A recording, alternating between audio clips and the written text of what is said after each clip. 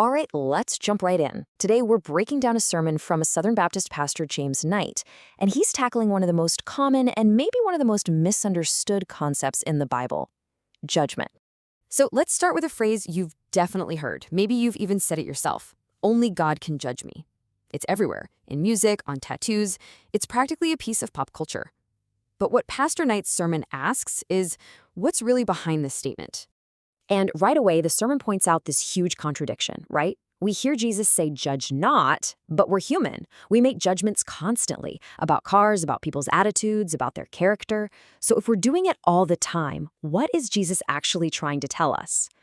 To get to the bottom of it, Pastor Knight takes us straight to the source, the words of Jesus himself in the book of Matthew.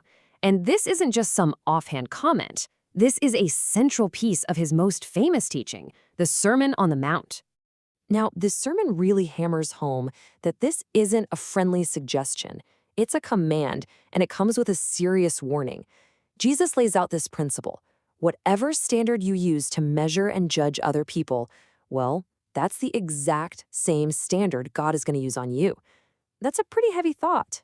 So if Jesus isn't saying we should just turn a blind eye to everything, what is he warning us about?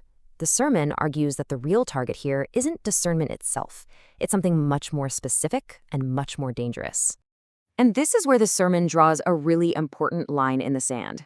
Jesus isn't saying you can never point out sin, but he is issuing a powerful warning against condemning people from a place of self-righteousness.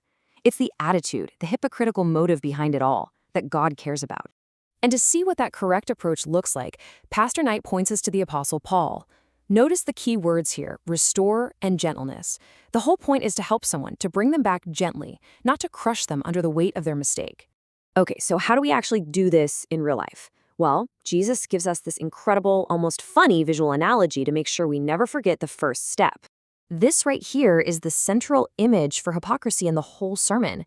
Think about how absurd that is. You're completely fixated on a tiny little speck of sawdust in someone else's eye, but you're totally oblivious to the giant 2x4 sticking out of your own. It's designed to make us stop and check ourselves first. And I love this. Pastor Knight uses this brilliant modern analogy to make it hit home. Look, if you had a big piece of broccoli stuck in your teeth, you wouldn't want people to just point and laugh, right? No! You'd want a real friend to pull you aside and quietly say, hey, you've got something right there. That's the spirit of it.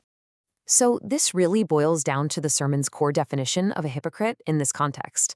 A hypocrite isn't just someone who points out a flaw. It's someone who tries to, quote, fix others before they've even started to deal with their own, often much bigger issues. Okay, so if we've checked ourselves first, how do we actually go about offering that correction in a way that's, well, caring? The sermon builds this into a really clear, actionable process that lines up perfectly with what Jesus teaches.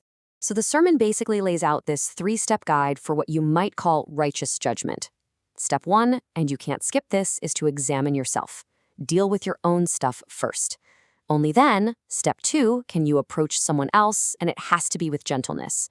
And throughout it all, step 3, you have to remember the goal. You're trying to restore them, not destroy them. And to back this idea up, Pastor Knight points to this really powerful verse from Proverbs. True friendship, true love, isn't about just letting things slide to avoid conflict. Sometimes the most loving thing you can do is inflict a well-meant wound, a hard truth that's meant to heal, not to harm. And that leads us perfectly into the final and maybe most important point of the whole message. It's the why behind all of this. What is the ultimate goal? You know, at the end of the day, the sermon makes it super clear that it all comes down to one thing, and one thing only. The single most important goal is to help people get closer to God. That's it. That's the test for every action we take. And this becomes the filter for everything, right? It's the question we have to ask ourselves. Was my approach helpful, or was it harmful? You could be technically right, but if your harsh, self-righteous attitude pushes someone away from God, then you've completely failed. So we're left with this final, really challenging thought from the sermon. It's something for all of us to think about. When it's all said and done, and we stand before God, is he going to see a record of how we pointed out everyone else's flaws? Or a legacy of how we gently, lovingly help people get back on the path toward Jesus?